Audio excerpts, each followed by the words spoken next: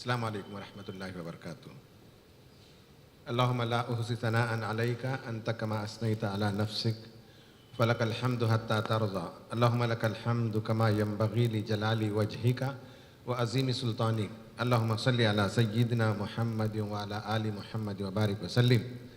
قال اللہ تعالی فی القرآن المجید فاعوذ باللہ من الشیطان الرجیم بسم اللہ الرحمن الرحیم۔ فاستجاب لهم ربهم انی لا اضیع عمل عامل منکم من ذکر او انثى بعضکم من بعض۔ صدق اللہ العظیم۔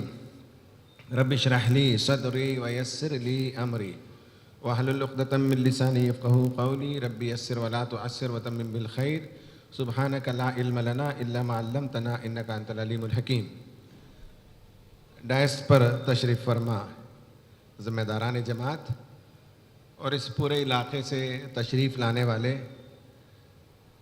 ارکان و کارکنان، خواتین و حضرات، طلبہ و نوجوانوں، پیاری بیٹیوں، میرے لیے یہ بڑی مسرت کی بات ہے۔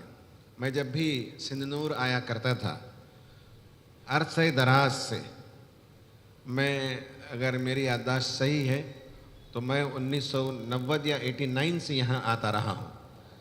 ہفتہ محسن انسانیت ایک مہم منائی گئی تھی، تو 35 سالہ 34 سالہ میرا تعلق آپ لوگوں سے ہے، اور میں جب بھی یہاں آتا ہوں بہت خوش ہوتا ہوں۔ یہاں کے لوگوں سے میری جو ملاقات ہے، میں نے دیکھا کہ بہت صاف دل، بہت اچھے لوگ، بہت خوش مزاج، خوش خلقی والے، یہ میرا امپریشن ہمیشہ سے رہا ہے۔ مجھے بڑی محبت ہے آپ سب لوگوں سے۔ ویسے اتفاق سے اس مسجد سے بھی محبت ہے۔ اس مسجد کو بنانے والے میرے 2 بھائی تھے، میرے 2 بڑے بھائی نے اسے بنایا۔ مجھ سے کہا گیا کہ ملک اور ریاست کی بدلتی صورتحال، سیاسی صورتحال اور ہمارا روڈ میپ، میرا خیال ہے کہ یہ اتنا سیاسی موضوع ہمارے لیے زیادہ مفید نہیں ہے۔ ہم لوگ تحریک اسلامی کے لوگ ہیں، ہمارے لیے سیاست ہمارے کاموں کا ایک حصہ ہے، اور ہمارے کاموں کے اور بہت سے حصے ہیں، اس لیے ہم اور دیگر پہلوؤں پر بھی بات کریں گے۔ لیکن اس سے پہلے میں یہ بتاؤں کہ ملک اور موجودہ ریاست کی صورتحال، بدلتی صورتحال جو ہم سمجھتے ہیں، میرا یہ آبزرویشن ہے کہ آپ جو سوشل میڈیا میں اور مین اسٹریم میڈیا میں انڈیا کو جو دیکھتے ہیں وہ حقیقی انڈیا نہیں ہے۔ آج بھی زمینی حقیقت الگ ہے۔ آج بھی اتر پردیش جیسی ریاست میں بھی کمبھ میلے میں بھی ہمارے لوگ جاتے ہیں، اسلام کی دعوت پیش کرتے ہیں۔ آج بھی گجرات میں ہمارے بعض دوست ہیں جن کا بہت شاندار کارنامہ ہے۔ کووڈ کے زمانے میں تو ماشاءاللہ جس طرح سے جماعت نے کام کیا میدان میں، اس نے سب کے دل جیت لیے۔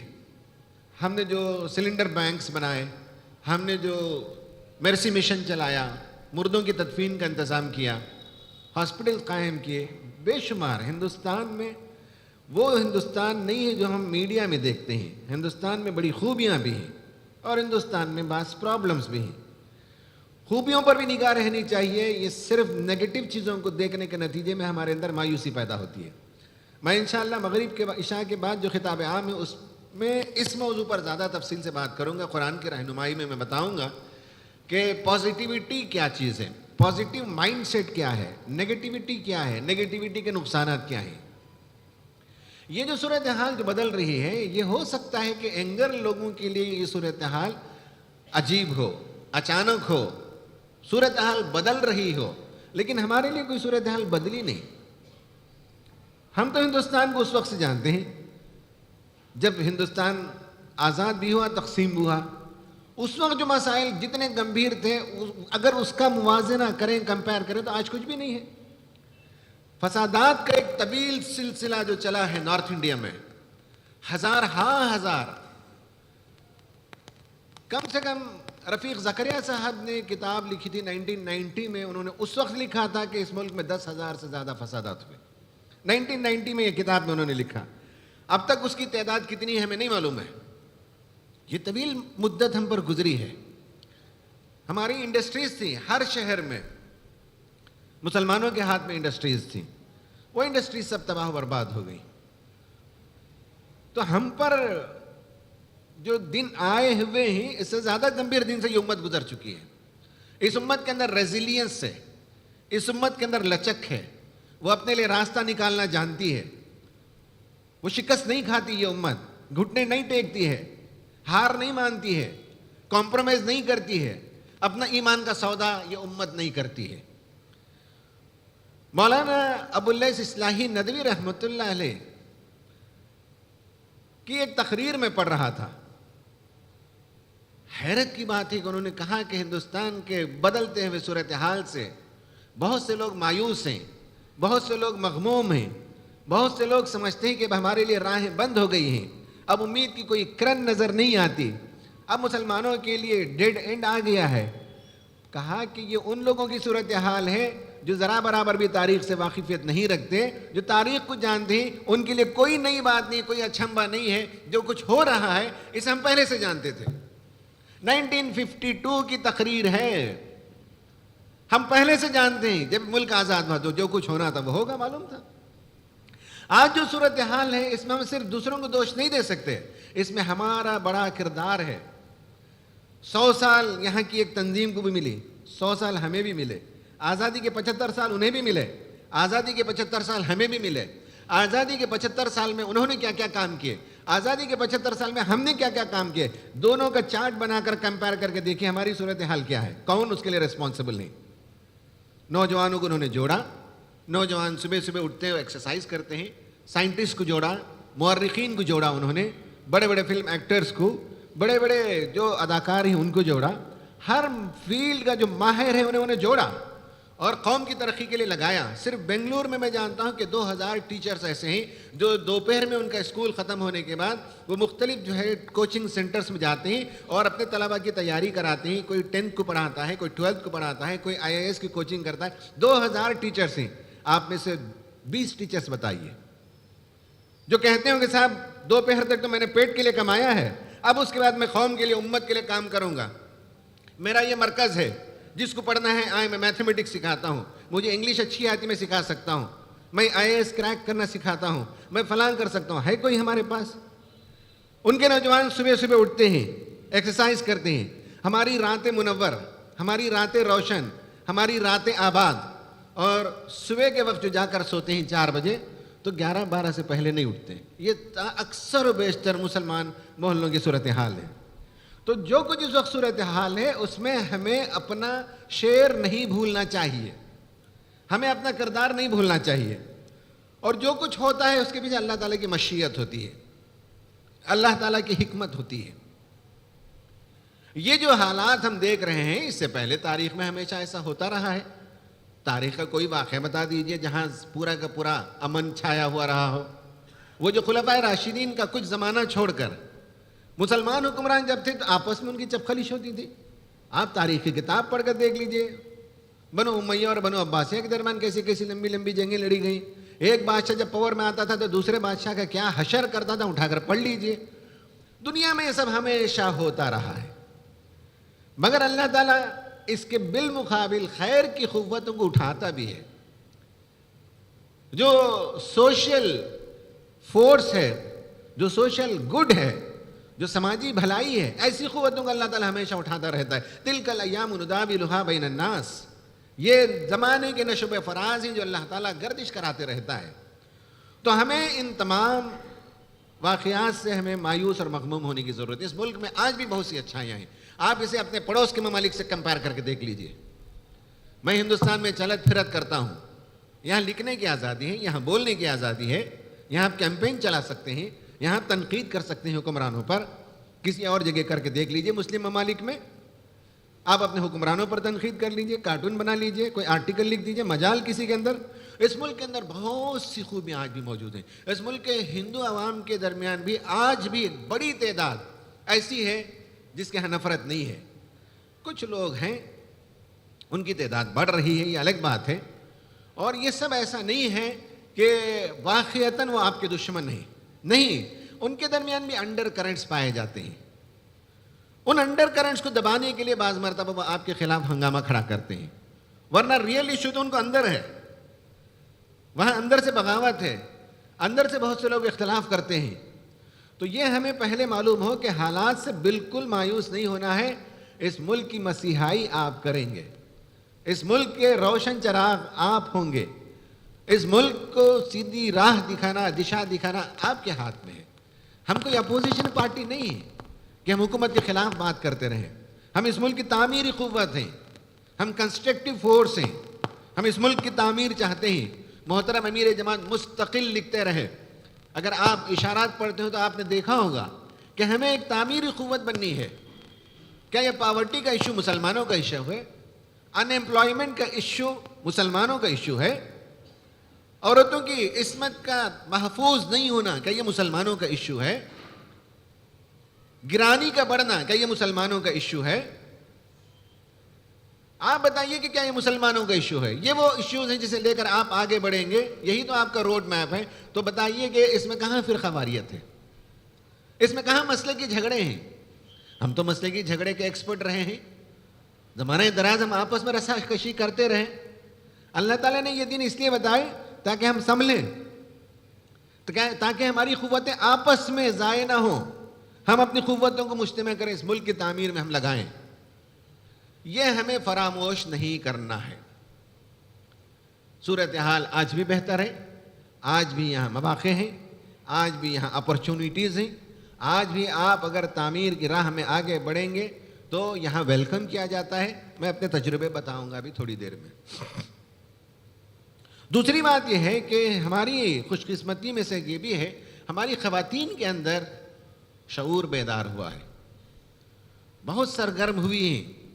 ہماری بیٹیوں سے تو مجھے بڑی خوشی ہوتی ہے. پورے ہندوستان میں جہاں جاتا ہوں ہماری بیٹیاں بہت متحرک ہیں, بڑی صلاحیت والی ہیں, زبردست لکھ سکتی ہیں, شاعری کرتی ہیں, ناولز لکھتی ہیں, بہترین سنگنگ کرتی ہیں, آرٹ کر سکتی ہیں, پینٹنگ کر سکتی ہیں. ہماری بیٹیاں اور ہمارے بیٹے جو ایسائیوں کے ہیں, یہ ہمارے لیے خوش آئند بات ہے. جس امت کی نئی نسل مثبت راہ پر چلے, جس امت کی نئی نسل کے اندر تعمیری فکر ہو, اس امت پر زوال نہیں آ سکتا. آپ دیکھ لیجئے ایسائیوں میں, آپ دیکھ لیجئے جی آئیوں میں کتنی پیاری بچیاں. ہماری عورتوں کو دیکھ لیجئے, مجھے نہیں معلوم ہے لیکن میں یقین سے کہہ سکتا ہوں کہ یہاں سر کاؤنٹ کر لیں اور نیچے جا کر عورتوں میں سر کاؤنٹ کر لیں, وہاں کا نمبر زیادہ ہوگا یہاں سے.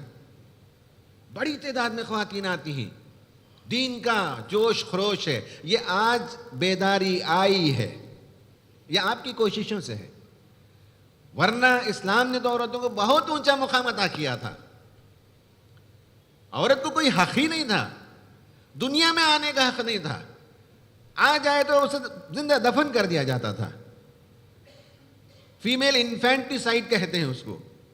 اور آج انفینٹیسائڈ پیدا ہونے کے بعد نہیں مارتے, فیمیل فیٹیسائڈ پیٹ ہی میں مار دیا جاتا ہے. عورت کو آنے کا حق نہیں, عورت کو تعلیم کا حق نہیں, عورت کو پڑھائی کا حق نہیں, عورت کو کمانے کا حق نہیں تھا. سب سورہ نساء پڑھ کر دیکھ لیجئے, قرآن سے معلوم ہوتا ہے کہ عورت کو اللہ تعالیٰ نے, رسول اللہ نے 9-10 حقوق عطا کیے. آج وہ حقوق دینے لگے ہم, اس سے پہلے نہیں دیتے تھے. مہر کتنا دیتے تھے پہلے زمانے میں؟ 200 روپے, 500 روپے, 786 روپے دیتے تھے. ہمارے زمانے کے لوگ کتنا دیتے تھے؟ 10,000 دیتے تھے. لیکن آج کل میں نکاح پڑھا کے آیا, 4.5 لاکھ روپے انہوں نے مہر دیا. قرآن نے کہا کہ اس کا حق ہے عورت کا, عورت کو مہر کا حق, عورت کو کمانے کا حق, عورت کو دین کی خدمت کرنے کا حق, عورت کو سماجی سرگرمیوں میں حصہ لینے کا حق, عورت کو میراث میں حق. یہ مغربی دنیا میں بھی یہ حقوق نہیں پائے جاتے تھے. اب الحمدللہ ہمارے اندر یہ خوشگوار تبدیلی آ رہی ہے. اسلام کے قبول کرنے میں بھی ہم سے پہلے, مردوں سے پہلے تو عورتیں تھیں. تقدم فی الاسلام, اسلام کو پہلے کس نے قبول کیا؟ کسی مرد نے قبول کیا؟ عورت نے تو قبول کیا تھا. ہجرت جب ہوئی ہے, حبشہ کی ہجرت, تو پہلی بار جب ہجرت حبشہ ہوئی ہے تو 11 مردوں نے ہجرت کی تو 5 عورتوں نے ہجرت کی ہے. دوسری مرتبہ ہجرت حبشہ جب ہوئی ہے تو 83 مردوں نے, 83 میل لوگوں نے ہجرت کی ہے تو 21 عورتوں نے ہجرت کی ہے. کس دن میں پیچھے تھی؟ مردوں کا تو کوئی نقصان نہیں تھا, عورتوں کے تو کتنے نقصان ہوئے. حمل گر گیا, 3 عورتیں تو شہید ہو گئی راستے میں. ایک عورت فاطمہ بنت حارثہ زہر آلود پانی پینے کے نتیجے میں وہ بھی انتقال کر گئے, اس کے 2 بچے انتقال کر گئے. کیا کیا قربانیاں نہیں دی ہماری عورتوں نے اس زمانے سے لے کر آج تک. اسلام میں ان کا بہت بڑا رول ہے. مدینہ جب ہجرت کیے تو ایسی لمبی لمبی داستان ہی میں وقت اس میں نہیں لینا چاہتا, وہ ایک الگ موضوع ہے. ایک مورخ نے پوری فہرست بنائی ہے. ہجرت کرنے والے مردوں میں تقریباً 200 لوگ رہے ہوں گے. مدینہ ایک 100-150 لوگ تھے, وہی 313 تھے بدر میں. عورتوں میں سے 61 عورتوں نے ہجرت کی مکے سے. بڑی جافشانیاں کی ہیں, بہت نقصان اٹھائے ہیں. اللہ کے رسول صلی اللہ علیہ وسلم کے قتل کا جس دن منصوبہ بنا کسی کو نہیں معلوم تھا. ایک عورت کو معلوم ہو گیا, اس کی عمر 100 سال کے قریب تھی, رقیہ بنت ابی صفی. حالانکہ ان کا بیٹا مخرمہ بھی مسلمان تھا. چاہیں تو کہہ سکتی تھی مخرمہ سے کہ دیکھو آج مجھے یہ اطلاع مل گئی ہے کہ رات کو ایک بار کی سب نبی صلی اللہ علیہ وسلم پر حملہ آور ہونے والے ہیں, لیکن اس عورت نے نہیں کیا, اپنے بیٹے کو نہیں بتایا. یہ جو ہمارے پاس عام بات ہے کہ عورتوں کے پیٹ میں بات نہیں ٹکتی, یہ غلط بات ہے. ہجرت کا جو راز ہے وہ 4 عورتوں کو معلوم تھا, اس کے بالمقابل مردوں میں صرف 2 کو معلوم تھا. 4 عورتوں کو معلوم تھا. رقیہ بنت ابی صفی, وہ عورت گئی, معلوم ہے کہ رسول اللہ کا گھر بند ہے. ان کی نوکرانی ماریا تھی, اس سے کہا کہ تم جھکو. اس کے پیٹھ پر سوار ہو کر دیوار پھلانگ کر اندر گئی. رسول اللہ کو بتایا کہ آج یہ فائنل ہو چکا ہے, اور ادھر اللہ تعالیٰ کا حکم آ گیا. یہ الگ بات ہے کہ اللہ تعالیٰ کی وحی آتی ہے, لیکن انسانی کوشش, عورت نے محسوس کیا کہ میری ذمہ داری کہ میں رسول اللہ کو بتاؤں. اللہ کے رسول صلی اللہ علیہ وسلم وہاں سے نکلے, علی رضی اللہ تعالیٰ عنہ کو وہاں سلا کر. حضرت رات کے سفر سے پہلے حضرت ابوبکر صدیق کے گھر کو گئے. علی کو معلوم تھا اور حضرت ابوبکر صدیق رضی اللہ تعالیٰ عنہ, یہ دونوں کو معلوم تھا مردوں میں. عورتوں میں رقیہ کو معلوم تھا, ماریہ کو معلوم تھا, اور حضرت ابوبکر کے گھر گئے تو اسماء رضی اللہ تعالیٰ عنہ اور بی بی عائشہ صدیقہ رضی اللہ تعالیٰ عنہ, یہ 4 عورتوں کو معلوم تھا. بتائیے کہ ہم یہ کہتے ہیں کہ عورتوں کے پیٹ میں بات نہیں ٹکتی, تو ہجرت رسول اللہ صلی اللہ علیہ وسلم کا راستہ عورتوں ہی کے پیٹ میں ٹکا ہوا تھا. فَاسْتَجَابَ لَهُمْ رَبُّهُمْ أَنِّي لَا أُضِيعُ عَمَلَ عَامِلٍ مِّنكُم مِّن ذَكَرٍ أَوْ أُنثَىٰ بَعْضُكُم مِّن بَعْضٍ وَالَّذِينَ هَاجَرُوا وَأُخْرِجُوا مِن دِيَارِهِمْ وَأُوذُوا فِي سَبِيلِي وَقَاتَلُوا وَقُتِلُوا لَأُكَفِّرَنَّ عَنْهُمْ سَيِّئَاتِهِمْ وَلَأُدْخِلَنَّهُمْ جَنَّاتٍ تَجْرِي مِن تَحْتِهَا الْأَنْهَارُ ثَوَابًا مِّنْ عِندِ اللَّهِ وَاللَّهُ عِندَهُ حُسْنُ الثَّوَابِ. کہا اللہ تعالیٰ نے تمہاری آواز کو سن لی ہے, مردوں اور عورتوں کی, اور اللہ تعالیٰ ضائع نہیں کرے گا تمہاری قربانیوں کو, مرد ہوں کہ عورت ہوں, جنہوں نے ہجرت کی, جو گھر سے نکالے گئے, جنہوں نے جنگیں لڑی, جو شہید ہو گئے, یہ سب اللہ نے کاؤنٹ کروایا. سب کے لیے اجر ہے, برابر کا اجر ہے. تو یہ پہلو میں ہمیں مس نہیں کرنا چاہیے. ایک تو میں نے ہندوستان کی صورتحال میں نگیٹو جو باتیں ہیں وہ تو ہیں اپنی جگہ, لیکن اس کا پازیٹیو پہلو بھی ہمیں مس نہیں کرنا چاہیے. اور خود امت کے اندر جو جاگرتی آئی ہے, عورتوں کے اندر جو تبدیلی آئی ہے, اسے بھی ہمیں مس نہیں کرنا چاہیے. یہ باتیں اگر ہمارے ذہن میں ہوں بدلتی صورتحال میں, تو سیاسی صورتحال کے لیے جو کچھ روڈ میپ ہوگا وہ امیر حلقہ کی طرف سے آئے گا. جب الیکشن قریب ہوں گے تو اس میں ہمیں کیا کرنا چاہیے, ہمارا رول کیا ہوگا, ہماری پالیسی کیا ہوگی, وہ تو انشاءاللہ وہاں سے آئے گا. لیکن میں آپ کو ارکان و کارکنان کو بتانا چاہتا ہوں کہ جماعت نے بعض نئے میدانوں میں کام کیا, وہ روڈ میپ ہے اس ملک میں ہماری ترقی کے لیے. لینے والا ہاتھ ہمیشہ نیچے ہوتا ہے, دینے والا ہاتھ ہمیشہ اوپر ہوتا ہے. اس ملک میں ہماری تاریخ دیکھ لیجئے, پیچھے 25, 30, 40 سال میں ہم نے صرف ڈیمانڈ کی سیاست کی ہے. ہمارے مسلم پرسنل لا کا تحفظ ہو جائے, بابری مسجد کی حفاظت ہو جائے, فلاں ہو جائے, فلاں ہو جائے, ہم نے تحفظ اور ڈیمانڈ کی سیاست تو کی ہے, لیکن کنٹریبیوشن کی سیاست کہاں کی ہم نے. جماعت نے بعض میدانوں کو منتخب کیا, یہ اس کا روڈ میپ ہے. جہاں آپ کنٹریبیوٹر بنے, جہاں آپ ڈونر بنے, جہاں آپ دینے والے بنے, ان میں سے 3-4 میدانوں کا میں آپ کو تعارف کراؤں گا. ایک یہ ہے کہ انوویشن, تخلیقیت, کریٹو تھنکنگ, کریٹو ڈیزائن. جو آدمی کریٹو ذہن رکھتا ہے فرقہ واریت اسے نہیں روکتی. آپ اگر اچھے بڑے سائنٹسٹ ہیں تو آج بھی آئی آئی ٹی میں آپ ٹاپ رینک پر ہوں گے. آپ اچھے ڈیزائن بنانے والے ہیں تو آپ بھی آج بھی آپ کو ڈیفنس میں بڑے بڑے مقام ملتے ہیں. کریٹیوٹی کو کوئی روکتا نہیں. آئیڈیا آپ کے پاس ہو, کریٹیوٹی آپ کے پاس ہو, ڈیزائن تھنکنگ آپ کے پاس ہو.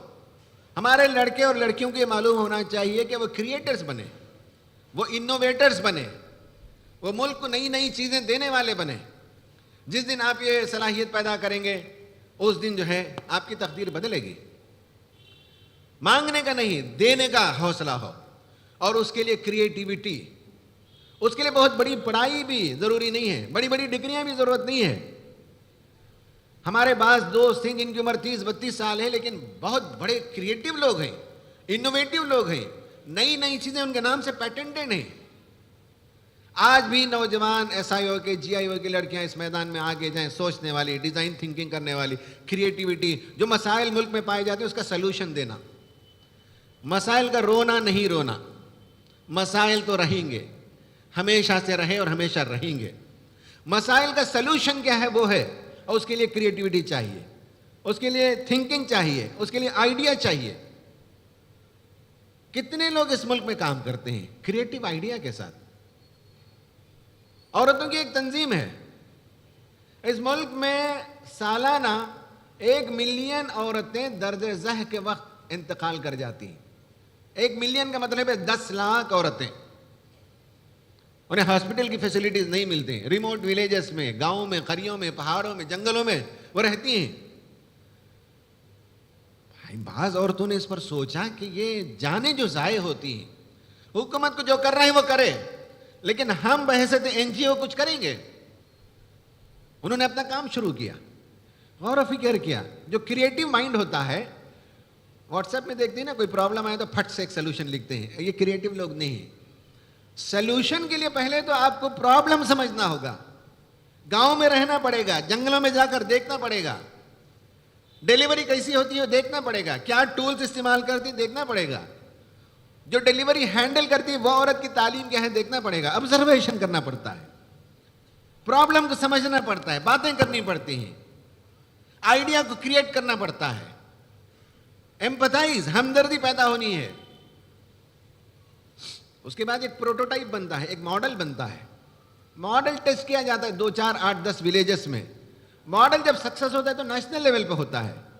ان عورتوں نے کیا کہ مڈ وائفری یعنی دائی کا جو پیشہ ہے ان کو ایک ٹول کٹ بنایا, اور وہ ٹول کٹ 100 روپے میں دیتے ہیں.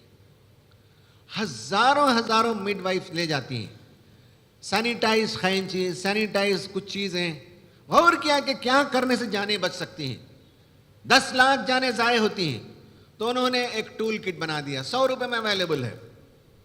وہ لے جاتی ہیں اور اسے ہینڈل کرنا سکھا دیتے ہیں, تو ڈیلیوری کو سیفلی ہینڈل کرتی ہیں, اور جو جانیں ضائع ہوتی ہیں وہ جانیں بچ جاتی ہیں. کچھ دیں دنیا کو تب آپ کا وزن ہوگا, دینے والوں کا مقام اونچا ہوتا ہے. ایک گروپ نے کیا کہ یہ جو بیمبو اور بھانس سے چیزیں بناتی ہیں, ٹوکریاں بناتے ہیں, کرسیاں بناتے ہیں, اور بہت سی چیزیں بناتے ہیں لوگ, تو اس نے دیکھا کہ دن بھر یہ لوگ کام کرتے ہیں, 100 روپے کماتے ہیں, مرد بھی عورتیں بھی.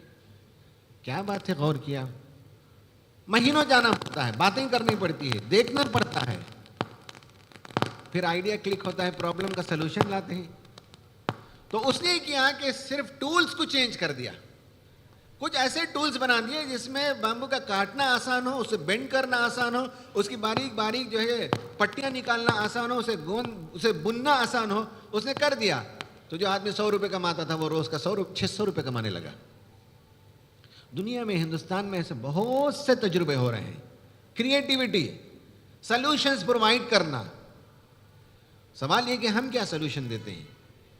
تو جماعت نے ایک انوویشن سیل بنایا. اس مجلس میں جو لڑکے اور لڑکیاں نوجوانی, انہیں چاہیے کہ اس سیل کے بارے میں واقفیت حاصل کریں. اس کے ویب سائٹ میں جائیں, ہندوستان کے پرابلمز کو لکھ لیجئے, 100 پرابلم لکھ لیجئے. 100 پرابلم کا رونا نہیں ہے. ان میں سے ایک پرابلم کو لیجئے اور کہیے کہ اس کا سلوشن میں دریافت کروں گا. جائیے بازار میں, جائیے منڈی میں, جائیے گاؤں میں, جائے قریے میں, لوگوں کے مسائل کو حل کرنے کے لیے what is the solution you have. آپ کے پاس کیا مسئلے کا حل موجود ہے. مسئلے کا رونا تو سب روتے ہیں, حل کیا آپ کے پاس ہے. ہم نے یہ انوویشن سیل بنایا, یہ ہم سمجھتے ہیں کہ آگے اس ملک کی تعمیر میں بہت بڑا رول پلے کرے گا. اس میں فرقہ واریت کا کوئی اڑنگے نہیں ہیں، اس میں مسلکی گروہی عصبیت نہیں ہے. اس کام کے لیے آپ امت کو بلائیے، ساتھ چلیں گے. اس کام کے لیے آپ ہندو کو بلائیے، ساتھ چلے گا. اس کام کے لیے کرسچن کو بلائیے سندھ نور کا، وہ بھی ساتھ چلے گا. پرابلم ہے، اس پرابلم کا سلوشن آپ کا کام ہے کہ سندھ نور کے آس پاس میں کیا پرابلم ہے، دیکھیے سوشل پرابلم کیا ہے، اس کا کیا سلوشن ہے آپ کے پاس. اور وہ سلوشن سائنٹیفک ہونا چاہیے. اس کا ایک پورا ٹول ہوتا ہے، اس کا ایک میتھڈالوجی ہے.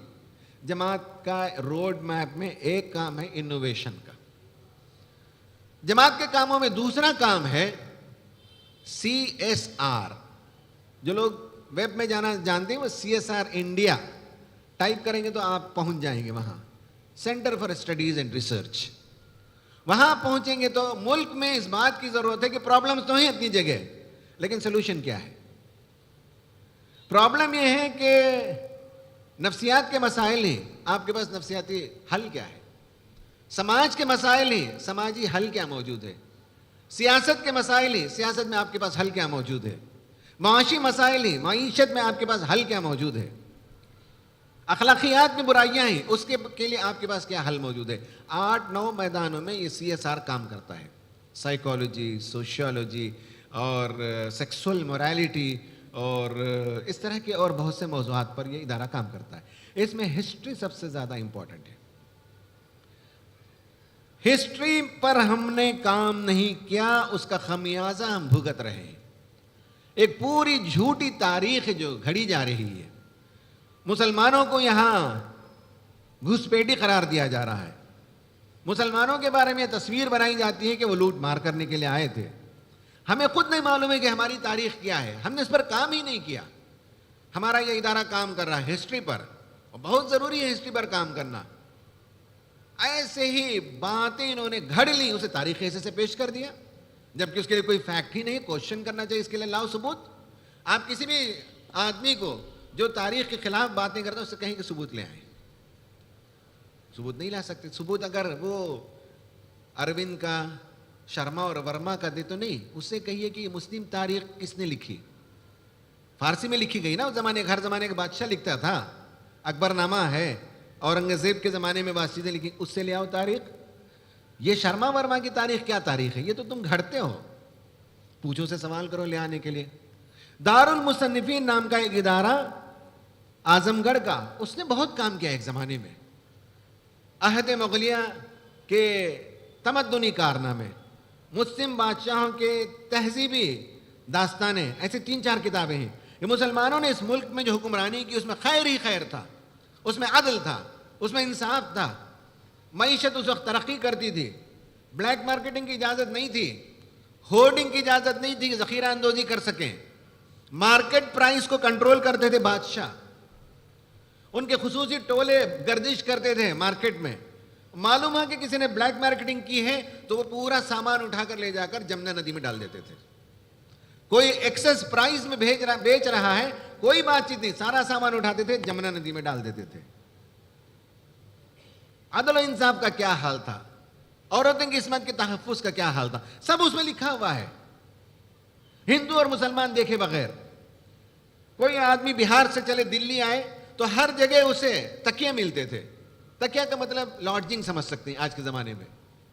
لنگر ملتے تھے کھانا کھانے کے لیے. دلی میں کوئی فرد آ جائے تو وہاں سرائے ہوتے تھے، اور سرائے کا اصول تھا کہ 3 دن سے زیادہ مفت نہیں. تو ایک آدمی اگر یوپی سے چلے، بہار سے چلے، بنگال سے چلے، کسی کام سے دلی آئے تو 3 دن میں ایک سرائے میں تھا، وہاں سے نکل جائے گا، دوسرے دن چلا جائے دوسرے سرائے میں. تو اس طرح سے پورا 1 سال دلی میں مفت رہ سکتا تھا، اتنے سرائے موجود تھے وہاں. انسانیت کی بھلائی کا کام جو کیا گیا اس تاریخ میں وہ عظیم کارنامے ہیں. اس سے ہماری واقفیت نہیں ہے، ہم اس سے لوگوں کو واقف نہیں کراتے. مسلمان یہاں لوٹیرے بن کر نہیں آئے، چور بن کر نہیں آئے. اس ملک کو نوازا، اس ملک کو سنوارا، اس ملک کو عطا کیا، اور آپ بھی یہی کام کریں، ملک کو دینے والے بنے، عطا کرنے والے بنے. یہ ہمارا دوسرا کام ہے CSR، centre for studies and research, Delhi. اس میں ہمارے لڑکے اور لڑکیوں کو آگے آنا چاہیے. جو میدان آپ کا ہے اس میں کام کریں. کوئی چھو منتر نہیں ہے، کوئی فرسٹ ایڈ نہیں ہے، سیاسی مسائل کا حل نہیں ہے، کوئی آسان سلوشن نہیں ہے. لیبوریس کام کرنا پڑے گا, محنت کرنی پڑے گی, اس ملک کی تعمیر میں ہمیں اپنا کردار ادا کرنا پڑے گا, تب جا کر اس ملک کی تقدیر بدلے گی. ورنہ ہم جو سمجھتے ہیں کہ صاحب حالات بگڑ گئے ہیں اور ہمارے پاس کوئی ایسا سلوشن ہو چھو کرنے کے ساتھ وہ مسائل ختم ہو جائے, ایسا ہونے والا نہیں ہے. یہ دوسرا میدان ہے CSR. تیسرا میدان ہے, ہماری نئی نسل کے اندر بہت خوبیاں ہیں. پڑھنے کی بڑی عادت ہے, آن لائن بھی پڑھتے ہیں, آف لائن بھی پڑھتے ہیں, ہارڈ کاپی بھی پڑھتے ہیں, سافٹ کاپی بھی پڑھتے ہیں, کنڈل ورژن بھی پڑھتے ہیں, گوگل پلے بکس بھی پڑھتے ہیں. بہت پڑھنے کی عادت ہے نئی نسل کے اندر. کسی قوم کی سرداری اس کے علم کی وجہ سے ہے. امریکہ اگر آج سردار ہے تو اس کے وہ علم کا سردار ہے. ساری دنیا کے علم کے ماہرین اس کے پاس موجود ہیں. جس کے پاس علم ہوگا وہ دنیا میں چھا جائے گا, جو علم کی دنیا میں پیچھے ہوگا وہ مغلوب ہوگا. تو پڑھنے کی عادت نئی نسل کے اندر پیدا ہے. ہم جن نوجوانوں کو جانتے ہیں ان کو پڑھنے کی عادت نہیں, تو اس لیے ہم سمجھتے ہیں کہ بھائی آج کی نسل میں پڑھنے کا مزاج کم ہو گیا. یا غلط بات ہے, آج بھی لوگ پڑھتے ہیں لیکن ان کے پاس الٹرنیٹیو نہیں ہے. وہ ناولیں پڑھتے ہیں, وہ کہانیاں پڑھتے ہیں, وہ ڈرامے پڑھتے ہیں, وہ شارٹ سٹوریز پڑھتے ہیں, سب ادھر ادھر کی چیزیں ہوتی ہیں. ان میں آپ کا جو نقطہ نظر ہے, جو تعمیر جہاں کے لیے, دنیا کی تعمیر کے لیے نئی نسل کو تیار کرنا, وہ سٹف نہیں ہے, وہ مواد نہیں ہے. آپ بتائیے کون لکھے گا؟ ایک زمانے میں مولانا مائل خیر آبادی رحمۃ اللہ علیہ تھے, انہوں نے نئی نسل کو تیار کیا. ہم سب ان کی کتابیں پڑھ کر تیار ہوئے. اب وہ کہانیاں آؤٹ ڈیٹڈ ہو گئیں. نئی کہانیاں چاہیے, نئے ناولس چاہیے, نئے پوئمس چاہیے, نئے سانگس چاہیے. یہ کون کرے گا؟ یہ نئی نسل نہیں کرے گی تو کون کرے؟ تو اس لیے جماعت نے ایک ادارہ بنایا, ایک گروپ بنایا, تصنیفی اکیڈمی. اس کے تحت 100 سے زیادہ لوگوں کو ہم نے بلایا. ہم تربیت دے رہے ہیں تاکہ وہ جدید اسلوب میں جدید نسل کو ایڈریس کریں. ان کے لیے کہانیاں لکھیں, ناولس لکھیں, نظمیں لکھیں, نغمے لکھیں. بہت سے لوگوں کو آپ نے دیکھا ہوگا نغمے پڑھتے ہیں ہمارے گھروں میں بھی, وہ پڑوسی ملک سے اٹھا کر پڑھتے ہیں. وہ ہم نے کچھ وضع نہیں کیا. کہانیاں تو ہمارے پاس ہے ہی نہیں. سیریل بھی تو پڑوسی ملک کے دیکھتی ہیں, ہماری عورتیں دیکھتی ہیں زیادہ تر. تو یہ کون کرے گا؟ یہی تو روڈ میپ ہے کہ you are going to contribute. اگر آپ ناول لکھیں گے تو کیا صرف مسلمانوں کے لکھیں گے؟ آپ اخلاقی طور پر نئی نسل کو ایڈریس کریں گے, نئی نسل کو بتائیں گے تمہارے اندر یہ انرجی ہے, تم ملک کی تعمیر کر سکتے ہو. کہانی بنائیں گے تو اس کہانی میں یہ صرف مسلمانوں کا فائدہ ہے, اس ملک کا فائدہ ہے. آپ ناولسٹ بنے, آپ رائٹر بنے, آپ جرنلسٹ بنے, آپ کالمسٹ بنے, آپ میڈیا پرسن بنے. یہ تیسرا کام ہے جو جماعت نے ٹیک اپ کیا ہے 100 لوگوں کو.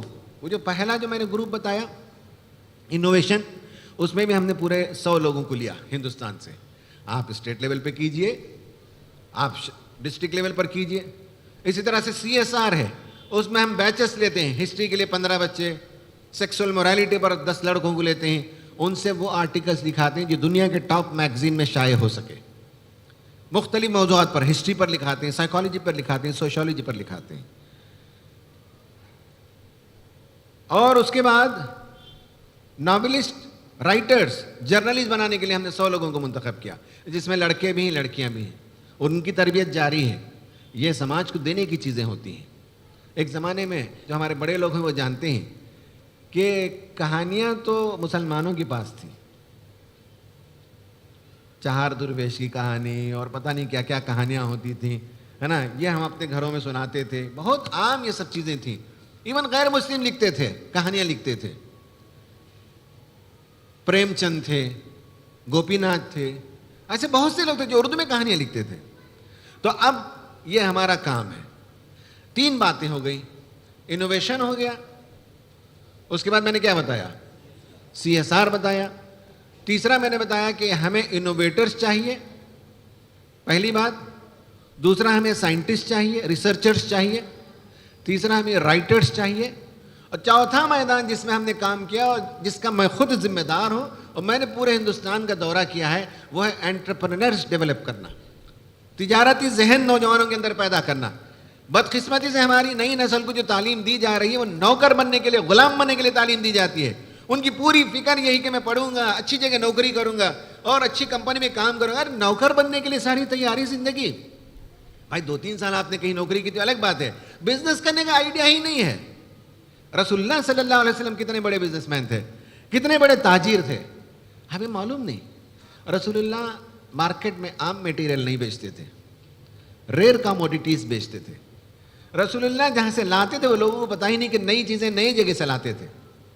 रसूलुल्लाह सल्लल्लाहु अलैहि वसल्लम ने बताया कि एक बिजनेसमैन 2 वक्त कमाता है, खरीदते वक्त भी कमाता है, बेचते वक्त भी कमाता है। एक माल सिन्नूर के मार्केट में 100 रुपये में लैंडिंग कॉस्ट है, समझ लीजिए 100 रुपये, और वो 110 रुपये में बेचता है। अगर आपको एक आइडिया हो जाए कि 100 रुपये का माल 90 रुपये में खरीद कर लाएं, आपका लैंडिंग कॉस्ट अगर 90 रुपये है तो आप 10 रुपये पहले ही कमा लिए, ठीक है। अब वो 110 में बेचता है, आप 105 में बेचेंगे तो फायदे में कौन है? फायदे में तो आप हैं। और रसूलुल्लाह ऐसे ही बिजनेस करते थे, वो ओवरहेड कॉस्ट को बचाते थे, मटेरियल के लाने में भी कमाते थे, बेचने में भी। इसीलिए तो बीबी खतीजा रजी अल्लाह ताला अन्हा मुतासिर हुई कि आप सल्लल्लाहु अलैहि वसल्लम का तिजारत का तरीका यह कि मुनाफा ज़्यादा होता था। क्रिएटिविटी चाहिए बिजनेस में। हमारी नई नस्ल के अंदर क्रिएटिविटी पैदा करें, एंटरप्रेन्योरशिप स्किल डेवलपमेंट करें। इसके लिए हमने rifa.org के नाम से आप जाइए वेबसाइट पर, आप अभी खोल के देख सकते हैं। और हमारा जो वेबसाइट है मोस्ट इंटरएक्टिव वेबसाइट है। हमारी औरतें अगर समझती हैं कि साहब वो एम्ब्रॉयडरी कर सकती हैं तो rifa.org में जाएं तो फौरन वो आपको वेलकम करेगा और कहेगा कि आप कुछ सवाल पूछना चाहते हैं। हमारी औरत अगर करेगी कि मैं एम्ब्रॉयडरी जानती हूँ और मुझे रॉ मटेरियल कहाँ से ख़रीदना है, मैंने बताया ना, ख़रीदते वक्त भी 10 रुपये बचाना है।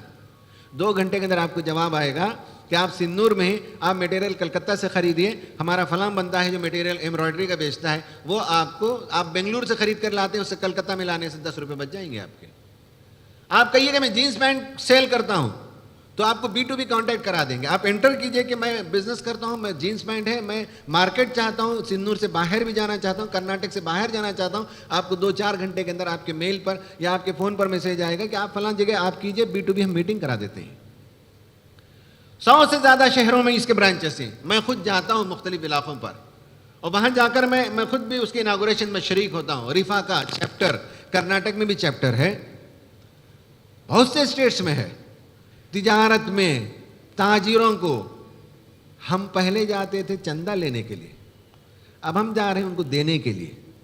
हम कहते हैं भाई आप अपने बिजनेस को ठीक करो। हम कहते हैं कि आपकी 1 दुकान है, 2 दुकान क्यों नहीं बनाते? आप स्केल अप क्यों नहीं करते? आप गल्ले में बैठकर क्यों बिजनेस करना चाहते हैं? जब आप फारिग होकर बाहर मार्केट में जाएंगे तब आपका जहन काम करेगा।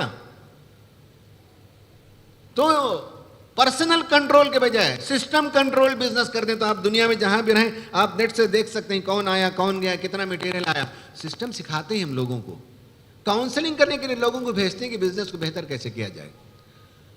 नौजवान पूछते हैं हमें क्या बिजनेस करना है, हमारे वेबसाइट में जाएं तो 82 से ज़्यादा नए आइडियाज़ हमने क्रिएट किए। आप आइसक्रीम की इंडस्ट्री खोलना चाहते हैं, ये उसका रॉ मटेरियल है, ये ऐसे बनाया जाता है, उसके लिए इतना पैसे चाहिए, उसके लिए ये मशीन चाहिए, ये मशीन फलां जगह मिलती है। आप मछली का कारोबार करना चाहते हैं, पॉन्ड बनाना चाहते हैं, तो आप इतना बड़ा पॉन्ड बनाइए, इतना पानी चाहिए, इतने मछली चाहिए, मछली के बच्चे कहाँ मिलते हैं, उसके अंडे कहाँ मिलते हैं, उसकी पूरी तफसील मिलेगी। आप प्लास्टिक का बिजनेस करना चाहते हैं, वहाँ देखें तो आप क्या बनाना चाहते हैं, प्लास्टिक में सूटकेस बनाना चाहते हैं, ग्रैन्यूल्स कहाँ मिलेंगे, उसकी मशीन मोल्ड कहाँ है, इसका मार्केट कहाँ है। हमने ये सब क्रिएट किया, वहाँ रखा है, रिफा में हमारे वेबसाइट पर है। तो हम बिजनेसमैन से लेते नहीं हैं, हम तो उन्हें देते हैं, हम तो उसके बिजनेस को चमका देते हैं। एक बंदे ने मुझसे खुद कहा कि अमीन साहब मैं पहले रमज़ान में स्टॉल लगाता था और मैं 1 लाख रुपए कमाता था रमज़ान में फ़ायदा, लेकिन इस बार मैंने 7 लाख रुपए कमा लिए। बिजनेस के ट्रिक सिखाना पड़ता है। तो इस मुल्क की तरक्की में, सूरत हाल की तब्दीली में रोने धोने से कुछ होने वाला नहीं है। हमारी औरतों को भी बिजनेस में आना है। हमारे यहाँ जो ख़वातीन का विंग है वो बाकायदा ख़वातीन के अंदर तिजारती जहन पैदा करने के लिए काम करते हैं। मैं जिस शहर से आता हूँ वानियमबाड़ी, वहाँ ऐसा है कि बेशुमार औरतें ही, लड़कियाँ हैं जिनको बहुत कुछ आता है। कोई वेस्ट मटेरियल से बहुत सी चीज़ें बना देती हैं, कोई पेपर आर्ट करती है, कोई डिटर्जेंट बनाती है, कोई इडली डोसा का बार्टर बना सकती है। बहुत से लोगों को मार्केटिंग कहाँ से करें, बनाने तो आता है, मार्केटिंग कहाँ से करें, उसका एक सेंट्रल सिस्टम बन गया। तो आप लाकर यहाँ रख दीजिए, 2-4 दिन के बाद आकर हिसाब ले लीजिए, आपने 100 पैकेट दिए, आपके जो है 40 पैकेट बचे, 60 पैकेट आपके बिक गए, आपके ये पैसे ले जाइए। सिस्टम उन्होंने क्रिएट कर दिया। تو جو چھوٹی موٹی عورتیں ہیں جنہیں کچھ آتا ہے، جن کے گھر میں چلانے کے لیے ان کے شوہر کی آمدنی کافی نہیں ہوتی ہے، تکلیف ہے، تو ہماری عورتوں کے اندر جو اسکل ہے اس اسکل کو انہوں نے چمکا لیا، اس کا ایک سینٹر بنا دیا. بھائی سوچیں اگر تو نئے نئے میتھڈز ایجاد کر سکتے ہیں.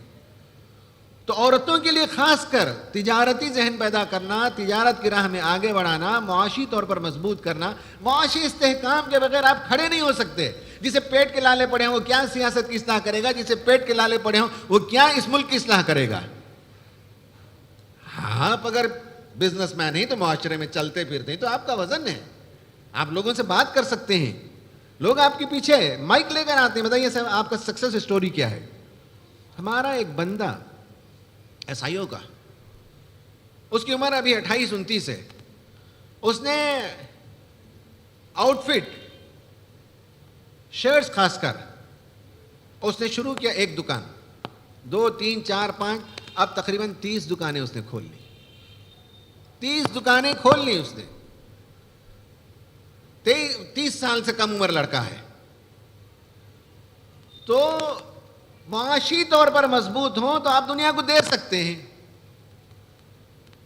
آپ اسکول کو دے سکتے ہیں، آپ سیاسی کاموں میں دے سکتے ہیں، آپ مسجد کے لیے دے سکتے ہیں، مدرسہ کے لیے دے سکتے ہیں، غیر مسلموں کے یتیم بچوں کو دے سکتے ہیں، غیر مسلم نوجوان طلباء کی مدد کر سکتے ہیں. کون منع کرے گا اگر آپ کسی غیر مسلم کو اسکالرشپ دیں گے؟ کوئی روکے گا آپ کو؟ آپ دینے والا ہاتھ بنے، پیسے ہی نہیں، بزنس ہی نہیں تو کیا دیں گے؟ اور دینے کے لیے کیوں بھائی مسلمان ہی کو دیں، سب کو دیں گے ہم.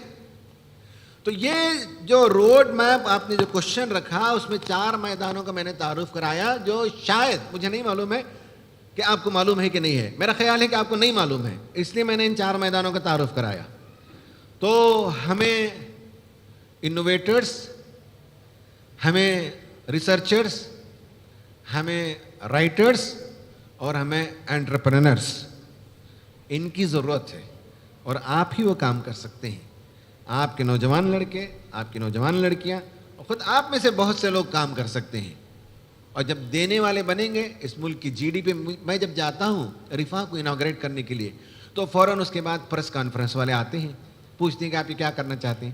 تو میں کہتا ہوں کہ بھائی ہمارے پرائم منسٹر کہتے ہیں کہ ہمارے ملک کو $5 ٹریلین اکانومی میں لے جانا چاہتے ہیں، اس میں ہم اپنا رول پلے کرنا چاہتے ہیں، ہم جی ڈی پی کے گروتھ میں حصہ ادا کرنا چاہتے ہیں. فلیش ہوتا ہے ٹی ویز میں ہر جگہ کہ رفاح بنا ہے اور they are going to contribute in the GDP of the nation. ملک کی دولت میں اضافہ کرنے کے لیے یہ کام کر رہے ہیں. آپ بتائیے کہ کوئی فرقہ واریت والا روک سکتا ہے آپ کو ان کاموں میں؟ کوئی نہیں روک سکتا. یہ ہے روڈ میپ، کرنے کا کام ہے، محنت کرنا ہے، لگنا ہے، تب چل کر اس ملک کی تقدیر بدلے گی. اللہ سے دعا ہے کہ اللہ تعالیٰ ہمیں ان باتوں کو سمجھنے کی توفیق عطا فرمائے اور نئی نسل کو ان میدانوں میں آگے بڑھنے کی توفیق عطا فرمائے. آمین.